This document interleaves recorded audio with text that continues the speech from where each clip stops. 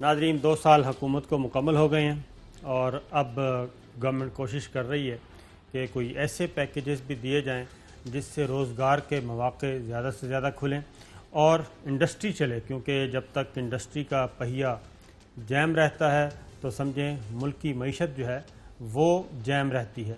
तो अब गवर्नमेंट ने काफ़ी अरसे से सोच रहे थे तो उस पर अमल दरामद भी शुरू हो गया है, अनाउंसमेंट भी हो गई है और सबसे बड़ा जो पैकेज वो दिया गया है वो है तामीराती इंडस्ट्री को, कंस्ट्रक्शन इंडस्ट्री को दिया गया है। और आपको ये तो मालूम ही है कि वो बड़े बड़े जो माहिरीन मईशत हैं उनका ये कहना है कि जो तामीरात का शोबा है वो सनतों की माँ का दर्जा रखता है।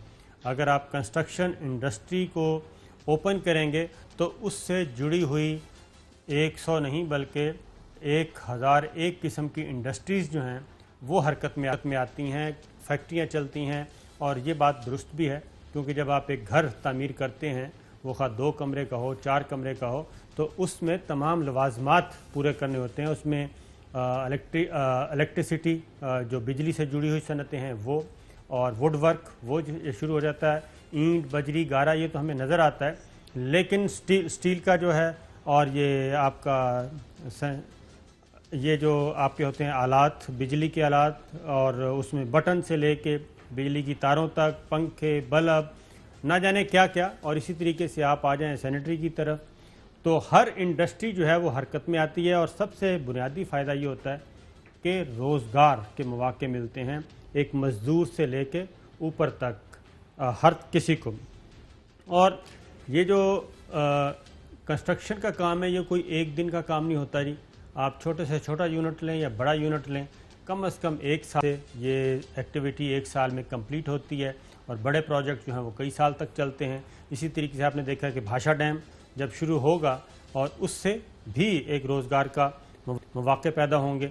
तो ये सारी चीज़ें, इसके लिए हम और भी खबरें हैं, लेकिन इस वक्त आरिफ हबीब साहब हैं जी हमारे साथ, उनसे भी गुफ्तगू करेंगे। वज़ीर आज़म इमरान खान का शॉट सुनवाइए जी।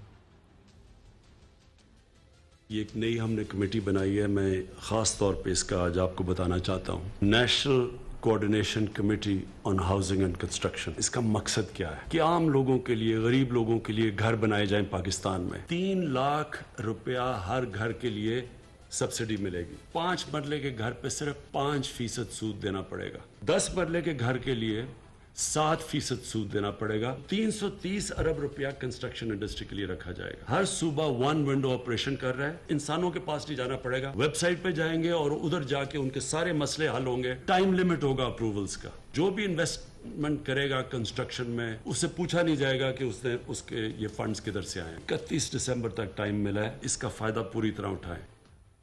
31 दिसंबर तक जी आप प्रोजेक्ट शुरू करें और आपसे नहीं पूछा जाएगा कि सरमाया कहाँ से आया है।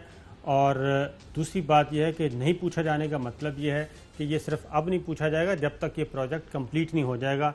आप जितना चाहें सरमाया लगाएं और फिर टैक्सों में भी छूट दी गई है।